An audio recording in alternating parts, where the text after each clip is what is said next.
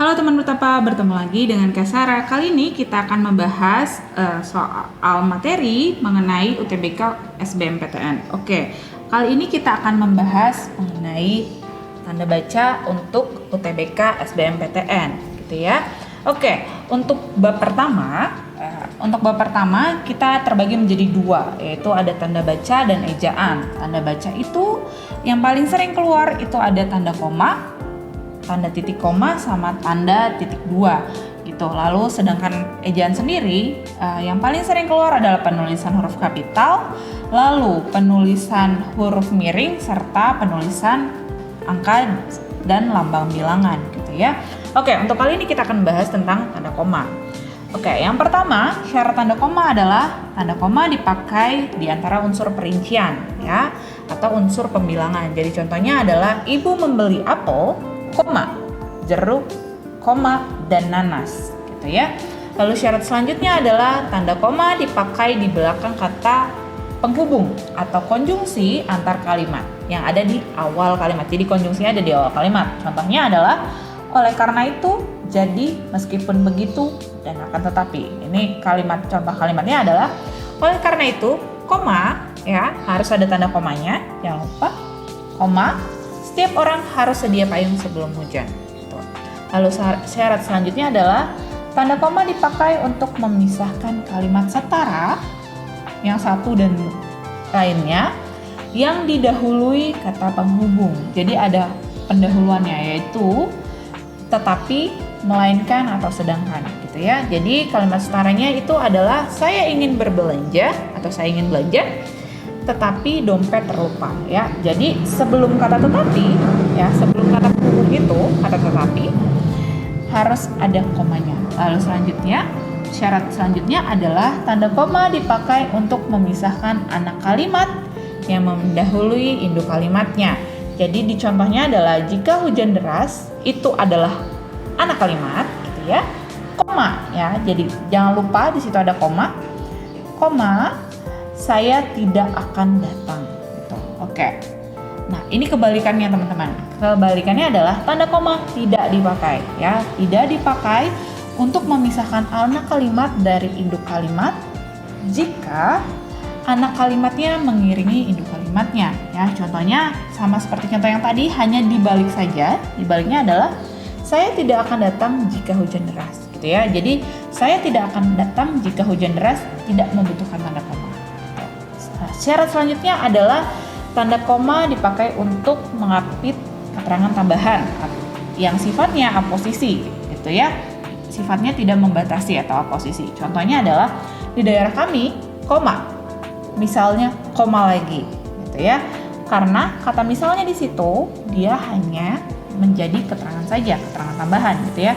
Di daerah kami, koma, misalnya koma, masih banyak lahan yang kering dan gersang gitu ya. Jadi ada ataupun tidak ada kata misalnya sebenarnya tidak masalah, tapi itu hanya untuk menambahkan keterangan. Jadi dia wajib ada tanda koma gitu ya, teman-teman. Oke, syarat selanjutnya adalah tanda koma dipakai di belakang keterangan yang terdapat pada awal kalimat untuk menghindari salah baca atau salah pengertian gitu ya. Ini salah satu contohnya adalah dalam pengembangan bahasa, koma. Jadi untuk mengurangi salah pengertian ataupun salah baca, contohnya adalah dalam pengembangan bahasa, koma, kita dapat menggunakan bahasa daerah gitu. Jadi keterangannya didahulukan baru tanda koma gitu ya. Oke. Ini adalah salah satu contoh soal di UTBK 2022 ya. Pertanyaannya adalah penggunaan tanda koma yang salah terdapat pada kalimat yang mana gitu ya. Di situ ada yang kalimat 2, 3, 4, 5 dan 7 ya. Oke, kita cek dulu untuk di kalimat 2 ya. Ini di kalimat 2 kita tandain dulu kalimat 2. Ketika penyandang disabilitas diberikan akses di bidang kesehatan, koma, pendidikan dan koma dan pekerjaan, koma, tingkat kesejahteraan mereka akan meningkat. Oke, di situ unsurnya seperti syarat yang sebelumnya ya. Syarat sebelumnya adalah unsur pemerincian. Jadi yang A, kalimat 2 ini teman-teman? Ini benar gitu ya. Jadi ini benar. Oke, selanjutnya kita lihat di kalimat 3. Oke, ini di kalimat 3 ya, ini kalimat 3. Oke, untuk turut meningkatkan akses penyandang disabilitas, koma, faktor ketersediaan data, koma, kelengkapan data, koma, dan juga validitas data penyandang disabilitas dirasa menjadi penting. Oke, untuk kalimat 3 ini ya, ini kalimatnya dimulai dari sini ya teman-teman ya. Set, untuk turut gitu ya. Nah, di sini dia benar jawabannya, penggunaan tanda komanya tidak salah karena di situ adalah dia menggunakan tanda koma untuk mengurangi unsur salah pengertian gitu ya. Jadi nomor 3 benar ya, nomor 3 sudah pasti benar. Lalu yang keempat, ini yang keempat.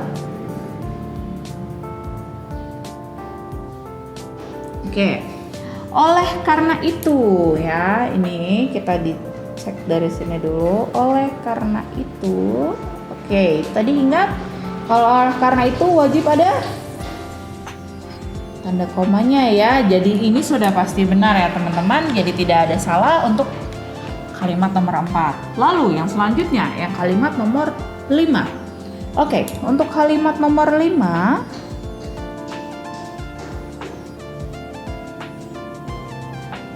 oke. Hal itu dilakukan untuk mengetahui data terkini tentang penyandang disabilitas, termasuk ketersediaan akses dan kondisi kehidupannya. Oke.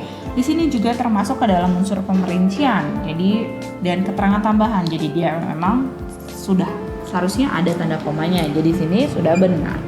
Jadi ya, lalu di kalimat 7 ada kata misalnya nih ya. Ini kita tandai dulu ya. Kalimat 7 ini dia. Misalnya, koma, keberadaan penyandang disabilitas yang cenderung tidak memiliki akses berdampak negatif bagi kesejahteraan rumah tangga dan daerahnya. Oke. Untuk kalimat nomor 7 di situ kurang tepat penggunaannya karena kata misalnya di awal.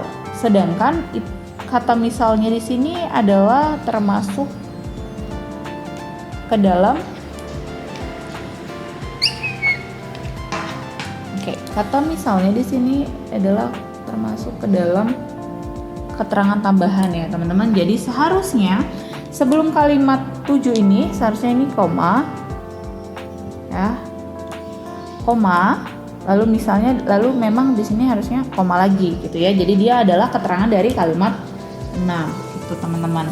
Jadi penggunaan tanda koma yang salah adalah terdapat pada kalimat 7. Jadi jawaban yang tepat adalah yang E, teman-teman. Gimana? Mudah bukan?